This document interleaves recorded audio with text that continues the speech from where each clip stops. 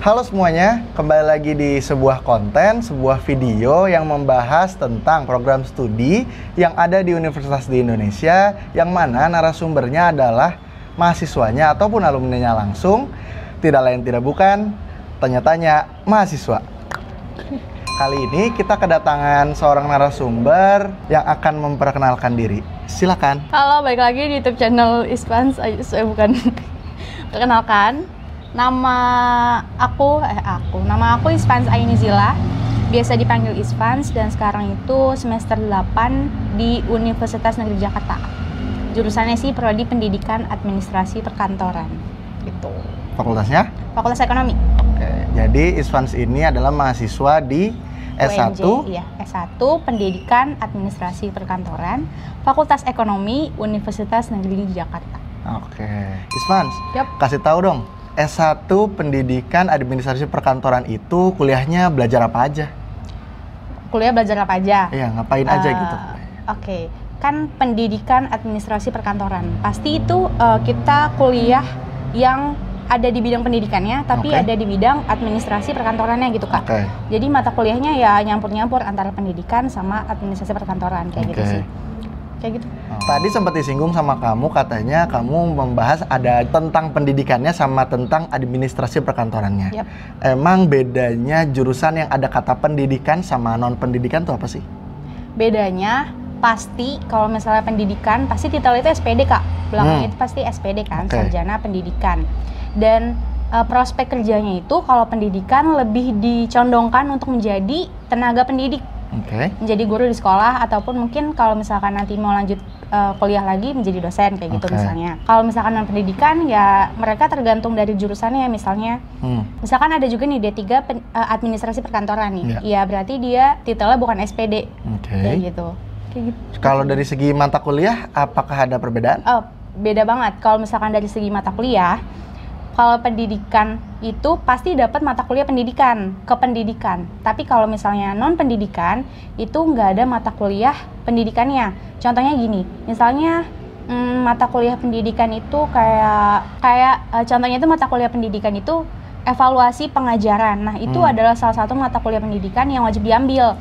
Nanti kita akan belajar gimana caranya bikin KKM, gimana caranya buat modul, buat kisi-kisi soal. Nah itu akan dipelajarin di mata kuliah evaluasi pengajaran. Ada banyak sih mata kuliah pendidikan kayak gitu. Jadi kalau ada program studi yang pendidikan, terlepas dari itu administrasi perkantoran atau bukan, itu ada mata kuliah kependidikanan, kependidikan.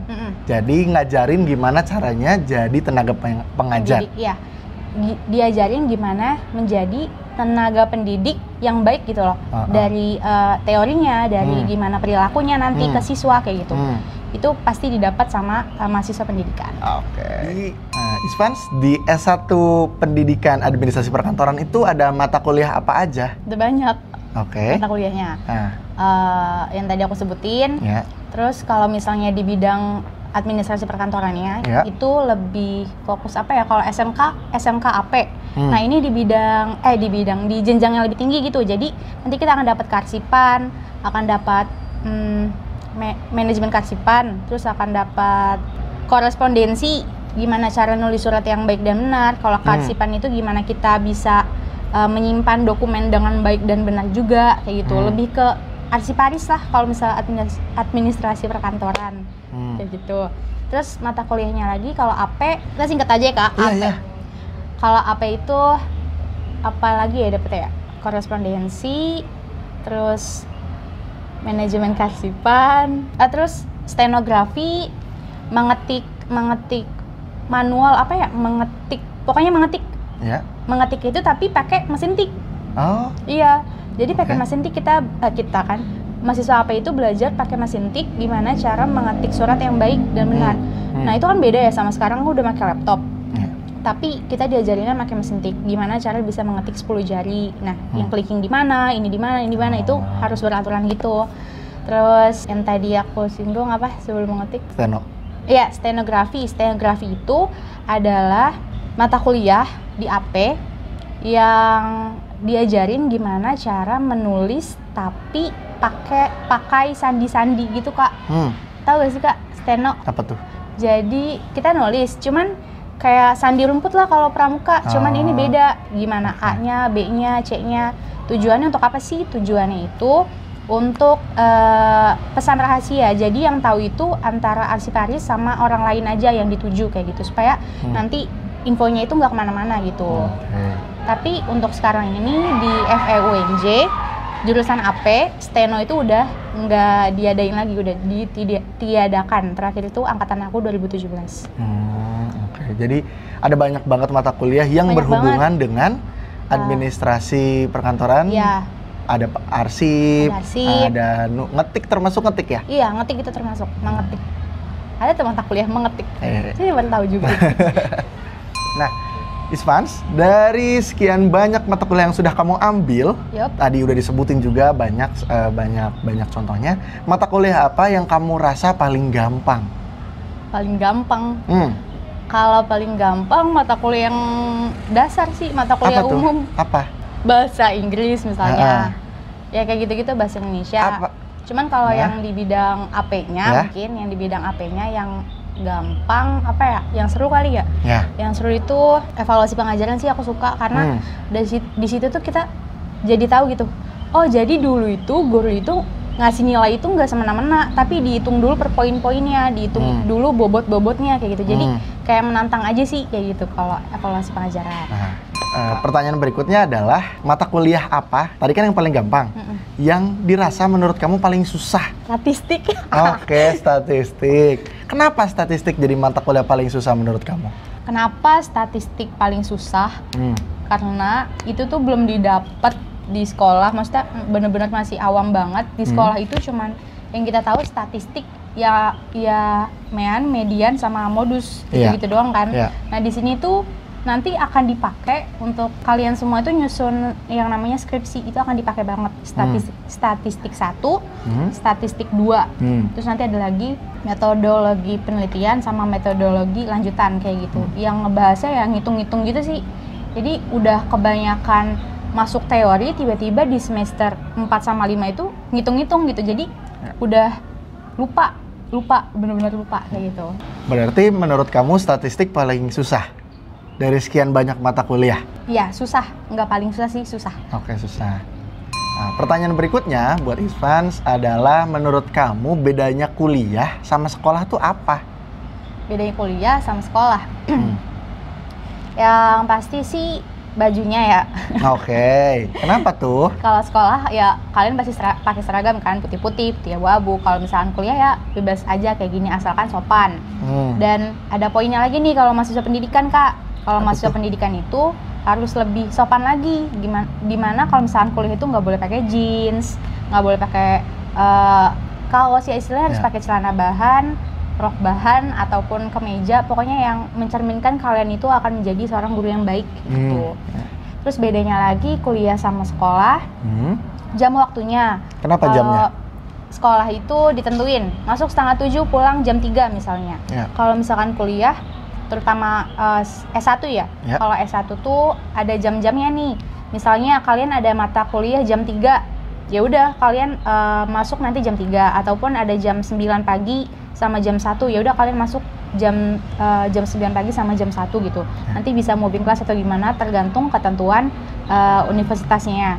Tapi yang aku tahu kalau misalkan diploma itu lebih padat, maksudnya lebih dijadwalin, yang nggak kayak sarjana gitu, maksudnya nggak kayak S1 yang bisa istirahat di tengah-tengah pergantian jam. Kalau D3 itu lebih rapat kayak gitu, hampir sama kayak sekolah. Terus bedanya lagi, sekolah sama kuliah itu, kuliah itu kalian akan nemu suasana yang beda banget, nemu suasana yang baru, teman-teman baru dari berbagai prodi, dimana ruang lingkupnya itu gede banget, sefakultas aja gede banget, apalagi kalau kalian punya teman se-univ kayak gitu. Dan cukup solid kalau misalkan untuk menjadi menjadi seorang yang kalau di sekolah kan kita ada kenal nih Kak, dia ini siapa, dia siapa gitu. Kalau di univ itu ruang lingkupnya luas, jadi kalian yang harus bisa bersosialisasi dengan sekitarnya gitu loh, supaya bisa dikenal sama teman-teman lainnya. Istilahnya teman kalian itu akan menjadi lebih banyak lagi kayak gitu. Jadi selain waktu, baju, lingkungan juga. Sama. Kalau dari segi pengajaran, belajarnya? Kalau belajar beda. Ya pasti beda banget ya. Kalau misalnya sekolah biasa SD, SMP, SMA pasti dapetnya itu bahasa Indonesia, matematika, bahasa Inggris, terus kayak IPA, IPS atau geografi, biologi. Kalau misalkan di kuliah, kalian akan belajar mengenai prodi yang kalian ambil gitu loh. Jadi kayak tadi aku singgung nih, mata kuliah prodi AP itu apa aja, nanti beda lagi mata kuliah di manajemen itu apa aja, nggak semuanya itu sama. Jadi lebih konsentrasi ke jurusan kalian kayak gitu. Walaupun ada beberapa mata pelajaran dasar yang mungkin dipelajari lagi, yang sebelumnya di sekolah ada, di kampus juga ada. Gitu. Setelah kita tahu bedanya ya, yang sangat jauh, ternyata beda banget. Isfans di S1 Pendidikan Administrasi Perkantoran, S1 PAP, itu ada magang nggak sih? Ada Kak, ada magang. Magang itu kita minimal 1 bulan. Tapi ada juga yang dianjurin sama Prodi, itu 6 bulan di BUMN. Cuman di 6 bulan itu kita kayak ngambil berapa SKS gitu, dan nggak boleh ada kuliah di situ. Kalau kemarin sih aku ngambil yang 1 bulan minimal 1 bulan aku ambil. Magangnya bebas di mana aja, namanya sih PKL gitu. Ya. Nah, kalau S1 PAP itu di divisi apa biasanya magangnya? Oh, divisinya. Sebenarnya kan kalau administrasi perkantoran itu adalah divisi yang umum ya. Semua perusahaan itu pasti ada namanya administrasi perkantoran. Kalau nggak ada administrasinya, nggak bakal jalan gitu kantor. Kemarin aku magang di bagian humas, dan tepatnya di bagian administrasinya, ngurusin surat-suratnya, ngurusin rapat-rapat sama perusahaan lain kayak gitu. Aku magang di Kementerian Hukum dan HAM gitu. Itu kan emang kayak bertolak belakang ya, hukum sama AP. Tapi di situ pasti ada AP-nya gitu. Jadi gitu. Di bagiannya ya di bagian administrasinya. Tadi kamu bilang kamu selain administrasi perkantoran juga ada pendidikannya. Kalau nggak salah yang saya tahu, pendidikan juga ada magangnya tapi di sekolah. Ada. Kamu ada magang di sekolahnya? Ada. Namanya PKM, praktik kegiatan mengajar. Itu selama minimal 3 bulan di sekolah. Jadi kalau pendidikan administrasi perkantoran, selain magang di perusahaan juga, magang juga nih di sekolah. Nanti kalian di PKM itu akan ngajar, jadi guru PPL Kak istilahnya, tapi sekarang namanya guru PKM. Kalau dulu angkatan kita sekolah namanya guru PPL. Aku magang 3 bulan. Kemarin sih pengalaman tahun lalu di SMK Negeri 8 Jakarta. Kenapa SMK? Karena jurusan aku AP, dan yang ada AP-nya adalah di SMK gitu. Dan aku ngajar OTKP, otomatisasi tata kelola perkantoran. Gitu. Terlepas dari udah tadi magang, baik itu di kantor ataupun di sekolah, untuk S1 Pendidikan Administrasi Perkantoran, kesempatan kerjanya gimana? Kesempatan kerjanya? Kayak yang tadi aku bilang, kalau pendidikan itu kita akan dapat titel SPD, dan memang ditujukannya untuk menjadi tenaga pendidik, tapi dikembalikan lagi ke mahasiswanya. Pendidikan administrasi perkantoran, kalian bisa jadi guru dan bisa juga jadi admin kantornya, atau arsiparis di kantornya kayak gitu. Jadi prospek kerjanya itu antara 2 itu Kak, menjadi guru SMK AP, ataupun seorang tenaga kerja di kantor bagian administrasinya. Atau kalau mau di sekolah bisa juga di bagian TU yang ngurusin berkasnya gitulah istilahnya. Jadi meskipun jurusannya pendidikan, tidak melulu harus jadi guru. Tidak melulu. Tapi kalaupun tidak jadi guru di sekolah pun tidak bisa aja jadi staf administrasinya. Bisa. Ya itu kenapa di pas perkuliahan itu kita diajarin mata kuliah AP-nya sama mata kuliah pendidikan. Dan kenapa juga ada 2 magang, yakni magang PKL sama PKM, supaya kita tahu nih, kita lebih bisa jadi guru apa lebih bisa jadi tenaga kerja di kantor kayak gitu. Nah, berikutnya Isfans, pertanyaannya terkait tugas akhir. Tugas akhir? Ya, atau skripsi, karena sarjana. Kalau S1 Pendidikan Administrasi Perkantoran itu biasanya skripsinya bahas apa? Biasanya skripsinya itu bahas apa? Pendidikan Administrasi Perkantoran itu diserahkan ke mahasiswa, kalian mau ambil judul kependidikan apa mau ambil judul perkantoran gitu. kan judul pendidikan banyak tuh Kak. Nah itu boleh ambil pendidikan. Bisa pendidikan di sekolahnya atau kalian neliti tentang mata pelajaran yang ada di sekolah. Pokoknya yang bidang kependidikan. Kalau bidang AP-nya itu kalian bisa neliti manajemen perusahaannya, kalian bisa neliti sikap karyawan terhadap perusahaannya, kayak gitu. Jadi bisa sih antara dua bidang itu, tergantung dosen pembimbingnya nanti ACC yang mana gitu. Jadi karena pendidikan bisa tentang pendidikannya, karena jurusan pendidikan bisa pendidikan, atau tentang keAP-annya, administrasinya. Yang akan kita bahas berikutnya Ispans adalah biaya kuliah. Biaya kuliah. Ya, di S1 Pendidikan Administrasi Perkantoran itu biaya kuliahnya berapa? Biaya kuliahnya itu kalau aku kena 3,1. 3,1. Dibaginya per apa atau kenapa 3,1?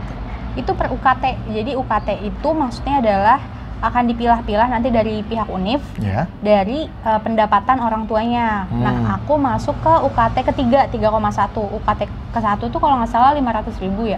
UKT kedua 1 juta, UKT ketiga 3,1 dan seterusnya paling besar itu kalau nggak salah 7 juta kalau nggak salah deh. Tergantung penghasilan orang tua. Jadi pas mau daftar ke prodinya, daftar ke unifnya, nanti kalian akan masukin data orang tua, dan dari situ akan muncul kalian akan dapat UKT keberapa. Kalau misalkan keberatan juga bisa nanti nyanggah gitu, nanti akan dipertimbangkan sama pihak universitas. Jadi biaya kuliah per semesternya itu berbeda-beda. Iya, beda-beda. Tergantung dapat UKT keberapa. UKT 1 sampai UKT yang tertinggi. Iya. Ngomongin soal biaya lagi, tapi bukan biaya kuliah. Biaya apa tuh? Kamu ke kampus, pulang pergi atau ngekos? PP, pulang pergi. Oke, pulang pergi. Sejauh apa atau gimana rute pulang pergi kamu? Aduh, pokoknya pusing. Ayo, keluarin biaya berapa deh maksudnya? Enggak, kalau misalkan biayanya emang terlalu besar, cuma jauhnya. Jadi rumah aku itu di Tangerang, daerah Cilduk. Lebih tepatnya, dan kuliahnya di Jakarta Timur. Naik busway 2 jam, PP pulang pergi, gitu deh. Jadi 2 jam. Rutenya naik busway? Naik busway. 1 kali aja? Enggak, 3 kali transit. Tapi kalau lagi untung, kalau lagi weekday itu 2 kali transit juga bisa. Cuman ya emang di dalam bis itu lama Kak. Terlebih lagi kalau misalkan nggak dapet tempat duduk kan lumayan juga. Gitu. Tapi aku sempat ngekos sih. Ngekos tuh 3 bulan awal pas lagi masa ospek. Ngekos 3 bulan di Pemuda dekat UNJ. Habis itu udah PP bareng teman-teman. Range harga di tempat kos kamu atau di sekitar UNJ itu berapa? Kalau aku di Pemuda waktu itu berapa ya? 600.000. Tapi 3 orang dalamnya, bisa juga 2 orang gitu. Jadi patungan. Karena itu cuman emang untuk MOS doang atau masa orientasi mahasiswa MPA. Jadi ya udah nggak apa-apa, 1 kamar 3 orang aja, orang cuman mau MOS doang kan. Nanti kan kita akan PP gitu. 600.000 gitu. Nggak pakai AC. Dengan kamar mandi di dalam. Kamar mandi di dalam. Ada dapur, cuman dapurnya bareng-bareng di bawah. Dan lumayan enak sih itu di Pemuda di samping UNJ. Dan variasi kos lain juga banyak yang harganya berbeda-beda. Berikutnya soal jalur masuk nih. Di UNJ sendiri atau di S1 PAP sendiri, jalur masuknya ada apa aja atau gimana? Jalur masuknya itu setahu aku ada 3. SNMPTN, SBMPTN, sama namanya jalur mandiri yaitu Penmaba. Kalau di UNJ jalur mandiri namanya Penmaba UNJ. Aku jalur masuknya masuk jalur yang paling terakhir, jalur mandiri. Kayak gitu. Soal gelar akademis gimana? Kamu gelarnya tadi SPD? SPD, Sarjana Pendidikan. Karena ada pendidikan ya? Ada pendidikannya. Masuk ke pertanyaan yang lumayan terakhir. Ispans, menurut kamu kenapa orang-orang harus memilih S1 Pendidikan Administrasi Perkantoran sebagai jurusan kuliahnya? Kenapa harus milih S1 PAP?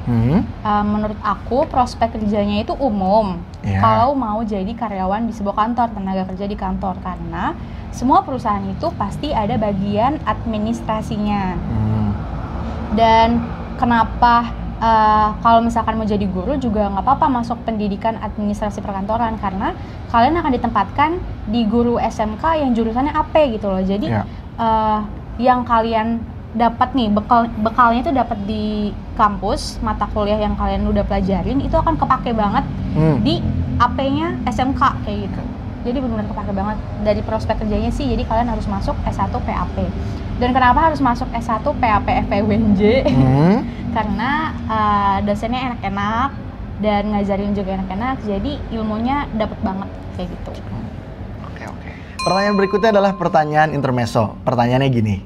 Isvans, apakah suatu saat nanti kamu mau jadi pengusaha? Aku? Ya, pertanyaan silakan subjektif, silakan ini terserah kamu. Mau banget. Kenapa? Karena kalau misalkan nanti aku kerja nih Kak, terus aku punya usaha, itu kayak keren aja gitu. Jadi pekerja perusahaan juga atau jadi guru juga, tapi punya usaha sendiri. Terus dapat penghasilan tambahan juga pasti kan. Terus aku mikirnya itu di zaman sekarang banyak banget anak-anak muda yang buka usaha baru dan sukses gitu loh. Dan aku pengen jadi salah satu dari mereka. Amin. Amin ya Allah. Oke. Sebelum ditutup dan diakhiri, mungkin Isvans ada yang ingin disampaikan ke penonton? Buat teman-teman semuanya, aku mau nyampein sedikit pesan. Kalau misalnya kalian mau milih jurusan, itu jangan sampai salah jurusan. Istilahnya, tentuin dulu kalian mau jadi apa nanti, atau kalian lebih suka di bidang apa, kalian cita-citanya mau jadi apa, jadi harus dicocokin sama jurusan di kampus. Jangan sampai udah belajar capek-capek, tiba-tiba ikut SBM lagi atau ikut tes lagi, kan buang-buang waktu, buang-buang uang juga pasti kan. Jadi tentuin dulu kalian itu lebih suka di bidang apa, karena kalau misalnya kalian menekuni bidang yang kalian sukain, itu akan enjoy aja ngejalaninnya selama kurang lebih 4 tahun kayak gitu. Jangan sampai salah jurusan. Terima kasih banyak Isvans sudah mau diwawancara, sudah ngasih waktunya. Dan buat teman-teman yang masih ada pertanyaan yang sekiranya belum terjawab dari wawancara barusan, silahkan ketik aja di kolom komen, nanti akan dijawab langsung sama Isvans. Yup. Dan juga kalau kalian punya usul, Kak tolong dong jurusan ini, Kak tolong dong prodi ini, ketik juga aja di kolom komentar, nanti akan saya coba cari. Terima kasih buat yang nonton. Silahkan di-share ke teman-temannya soal wawancara ini, karena wawancara ini memberi kalian informasi tentang program studi yang akan kalian pelajari di kuliah nanti. Terima kasih semuanya, sampai ketemu di video berikutnya. Bye. Bye-bye. Jangan lupa subscribe YouTube channel aku, Isvans Ainus. Thank you.